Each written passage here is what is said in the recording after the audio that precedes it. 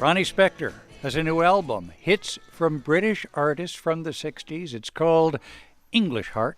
Ronnie Spector joins us now from New York. Thanks so much for being with us. Oh, hi, Scott. You're welcome. I love being here. Why did you want to do these songs? Well, I obviously, I was from the 60s and the British invasion. We were right over in England when the start of it all happened, when the Beatles weren't even in America yet, and the Rolling Stones were our opening act, you know. Mm-hmm. And it made me think, because when we went over there, we had so much love. I mean, we get off the plane and there are kids at Heathrow Airport. I was like, what? You know, yeah. I had that in America, but not at the airport. So when we got to the UK, they treated us with such love and respect. Do I have this right? I'd much rather be with the girls was always meant to be your song? As a matter of fact, Keith Richards and Andrew Oldham wrote that 50 years ago when they were touring with us. And at that time, girl groups were happening, you know? Mm-hmm. So they wrote a song, I'd much rather be with the boys. So I just changed it to I'd much rather be with the girls. After all the stuff I've been through with the guys, I mean, you know.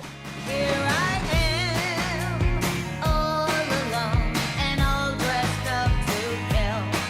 But I'd much rather be with the girls than be with you. We were all about the music and going on stage and performing, and it was just the most exciting time for me anyway, because it was innocent. I remember having parties backstage if it was somebody's birthday, and we'd get the candles and then we'd get sodas. And that was our... Oh, that changed, true. Didn't it, at some point? point? Well, it did, unfortunately. John Lennon showed you around in Britain? Oh, he was a darling. He took me to Carnaby Street where they had the English boots for girls and T-boy shirts. And then at night, he'd take me to the hottest nightclub, him and George Harrison, because George Harrison was going out with my sister at the time. I remember this place, it was called the Elephant Club.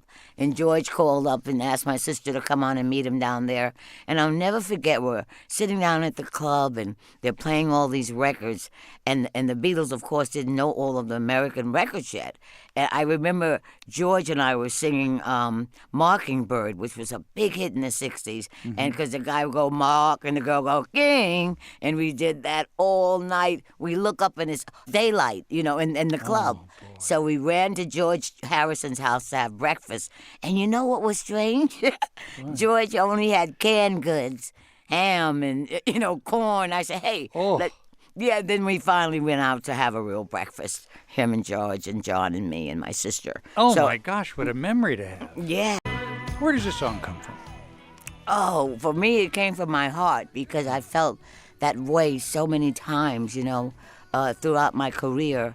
It was a lot of men, you know, especially in the 60s, that ruled the world, you know, the rock and roll world. Mm-hmm. And I just didn't want people for them to misunderstand me, you know. Baby, sometimes I'm so carefree, with a joy that's hard to hide. I love what I do. I loved all the records I did, Be My Baby and Walking in the Rain. People always thought of me as this icon. Icon? Yeah. Well, yeah, I'm just a girl from Spanish Harlem that loves to perform and loves to sing and get up on stage and sing for the people and look at them. If there's a cute guy out there and he might wink at me, I'll wink back. And you know, this is what's missing from I think, artists today. Nobody's close up with the audience. I love getting personal. So how do you feel about that title, The Original Bad Girl of Rock and Roll? Oh, I love it. You know, I do, because I grew up like that. Yeah. And I used to watch the black girls walk with their cigarettes, so cool, so street, and the Puerto Rican girls with the teased hair and the Chinese girls with the eyeliner. And it was just, it's all me. And the Ronettes, when we went on stage, we didn't have choreographers or anyone, you know, like today. I mean, you got dancers and choreographers and makeup artists and entourage. And we had no one. My mother toured with us. That was it. Oh, my. Which was great. It kept a lot of boys away, so. Yeah. Do you have a favorite song on this album? How Can You Mend a Broken Heart? Because it's my life. I love the beginning of my life when I was making these big hit records and traveling the world. and then it was all taken away from me. And my heart was broken because I couldn't perform on stage. I couldn't even go out. It was all taken away from you. But you mean marriage to what's his name and all that attention? Well, yeah, but I don't like talking about that. It was just, I couldn't do anything once I was married to him. I mean, we all know where he is. Let's not be oblique. He is convicted of murder. Yeah, but you have to remember, I met him when I was 17. Yeah. I was with Phil for 12 years of my young life, so I was very naive about a lot of things. Yeah. You know, I just didn't know. I don't think I knew what love was back then. Well, how are you doing now?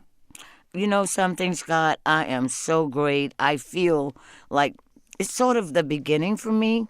You know, you can start at any age, that feeling of now is my turn. I remember after the Beatles tour and the Rolling Stones being our opening act, they were my friends. Everybody was making the charts. Everybody was having hit record after hit record. And there I was sitting in a 23-room mansion with 5 servants and not knowing to do with any of it. I didn't even know what to do. You know, that's why I'm so thankful that I'm still here. You know, either to tell my stories or perform for the people. And I miss that most of all. Being in the recording studio and then taking it out to the audience, you know. Yeah. That was my life. And it still is. Ronnie Spector, her album, English Heart. Thanks so much for joining us. Loved every minute.